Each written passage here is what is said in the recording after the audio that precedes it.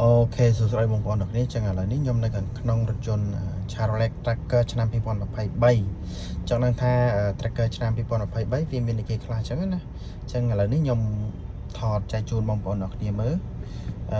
វីដេអូចែកម្លែកនេះខ្ញុំគាត់ចង់បង្ហាញខ្លះដែលបងប្អូនមួយចំនួនដែលគាត់អត់ដឹងចឹងណាគាត់ទៅតែប្រើឡានដំបងចឹងណា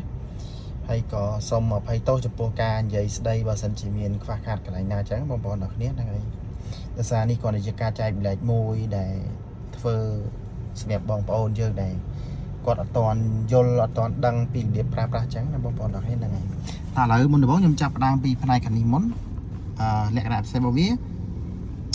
tracker កញ្ចក់របស់វាអូតូទាំង4ហ្នឹងហើយផ្នែកខាងនេះលុបកញ្ចក់អានលុបកញ្ចក់អីហ្នឹងហើយនេះសម្រាប់ស្រែកញ្ចក់នោះស្រែកញ្ចក់ឲ្យវាទាបឲ្យខ្ពស់ចឹងបងប្អូនអរគុណហ្នឹងហើយឥឡូវខ្ញុំមកអសអល់នេះមកឃើញទេ ឲ្យវាងើយអីចឹងណាមកអសអខាងស្ដាំអូខេចឹងមកខាងនេះនេះវាដើរតួនាទី2វាអាចទទួលទូរស័ព្ទហើយនឹងមួយទៀតប្រព័ន្ធ voice control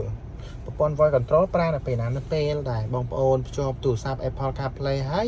បងប្អូនចង់ call ទៅនឹងណាម្នាក់ដែលមិនចាំបាច់ដៃចុចទូរស័ព្ទដែលយើងគ្រាន់តែចុចប៊ូតុងមួយហ្នឹងហើយយើ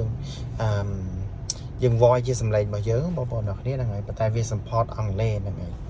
ហើយមកខាងនេះសម្រាប់ទទួលទូរស័ព្ទបិទទូរស័ព្ទអីហ្នឹងបងប្អូនអ្នកគ្នាឬមួយក៏យើងកំពុងតែចាក់វិទ្យុយើងអាចបិទកន្លែងហ្នឹងបានដូចគ្នាដែរអូខេមកខាងនេះបន្ថយសម្លេងតម្លើងសម្លេងហ្នឹងហើយនេះសម្រាប់កំណត់អីផ្សេងអញ្ចឹងណាហ្នឹងហើយអូខេចូលមកដល់ប្រាំងនេះ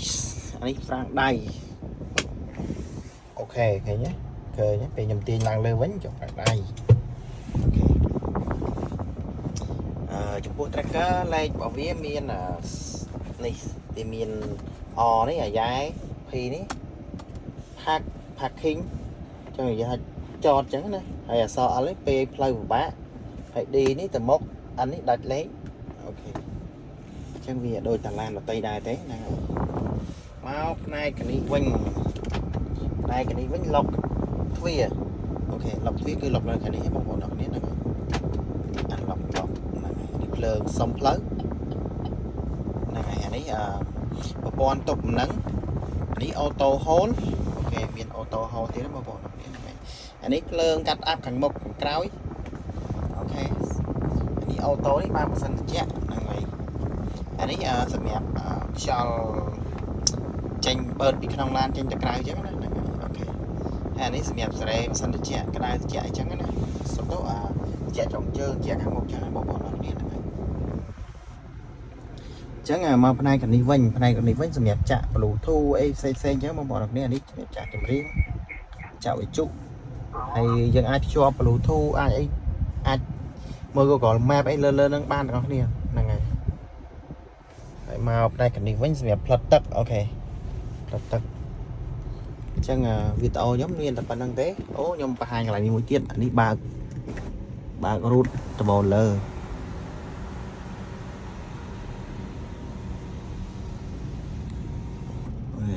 នេះបិទវិញមក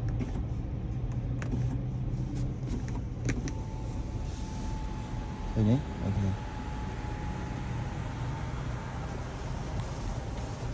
នេះបើកភ្លើងនេះបើកអាណាំងវាហើយនេះបើកដបកញ្ចក់អូខេអូខេអញ្ចឹងវីដេអូយើងមានតែប៉ុណ្្នឹងទេអរគុណច្រើនបងប្អូនអរគ្នាអញ្ចឹងបើមានអីថ្មីខ្ញុំនឹងចែកចម្លែកបងប្អូនអរគ្នាទៀតដោយសារខ្ញុំមិនមែនជាអ្នក ចេះឡានអីច្រើនអីទេគាត់ថាជាបទពិសោធន៍ដែលខ្ញុំនៅកន្លែងលក់ឡានអញ្ចឹងខ្ញុំអាចដឹងខ្លះអញ្ចឹងហើយក៏ឆ្លៀតពេលទៅនេះចង់ធ្វើវីដេអូខ្លះជូនបងប្អូនយើងមើលលេងអញ្ចឹងណាបងប្អូនអរគ្នាអញ្ចឹងអរគុណច្រើនជម្រាបលាបងប្អូនអរគ្នាបាទជួបគ្នានៅវីដេអូក្រោយ